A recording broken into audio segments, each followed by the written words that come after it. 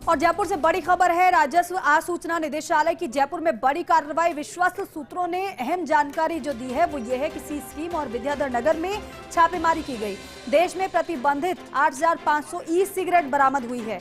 बरामद e cigarette का मूल्य करीब 1,25,00,000 रुपए बताया जा रहा है और मामले में एक आरोपी को गिरफ्तार भी किया गया है। मामले की जांच की जा रही है। इस वक्त की बड़ी खबर आपको दे रहे हैं। बड़ी कार्रवाई ये की गई है राजस्व आसूचना निदेशालय की तरफ से।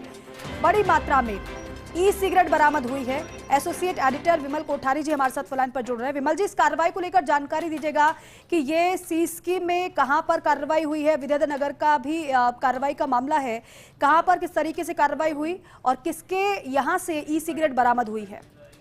देखिए दीपिका जी, इस पूरे मामले में डीआरआई ने एक गुप्त कार्रवाई की है और इस कार्रवाई कहां कहां हुई है इसका खुलासा डीआरआई ने फिलहाल इसलिए नहीं किया है कि इस मामले में अभी भी जांच चल रही है।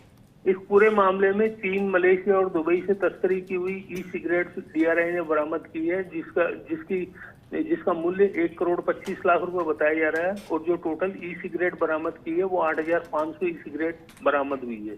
जानकारी ये मिली है कि ये जो तस्करी से आने वाली ई सिगरेट को भारतीय बाजार के अंदर युवाओं में रिटेल में बिक्री करके खपाया जाता था। रिटेल में बिक्री के लिए ऑनलाइन वेबसाइट्स का उपयोग किया जाता था और इसके अलावा कैश में भी ऑफलाइन इस सिगरेट्स को बेचा जाता था।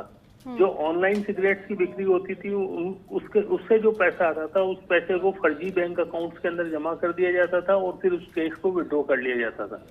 इसके बारे में जो डीआरआई के जो मेरे सोर्स हैं उन सोर्सेज ने जो जानकारी दी है उसके अनुसार ये है कि इस पूरे मामले के अंदर जो युवाओं को टारगेट रख करके जो सारा कारस्तानी की जाती थी, इस कारस्तानी का खुलासा करने के लिए डीआरआई अभी फिलहाल और आगे जांच कर रही है। लेकिन खास बात यह है कि जो एक आदमी जो इस सिगरेट के इंपोर्ट से या तस्करों से इस सिगरेट हासिल करने के लिए इन्वॉल्व था, उस आदमी को डीआरआई ने अरेस्ट कर लिया है। अरेस्ट करने के बाद में उसको अदालत में पेश किया जा चुका है और इस व्यक्ति को 14 दिन की न्यायिक अभिरक्षा में अदालत ने भेज दिया है। डीआरआई अब इस मामले से जुड़े अन्य लोगों की पड़ताल कर रही है और उम्मीद ये की जा रही है कि इस मामले में जल्दी और भी नए खुलासे होंगे।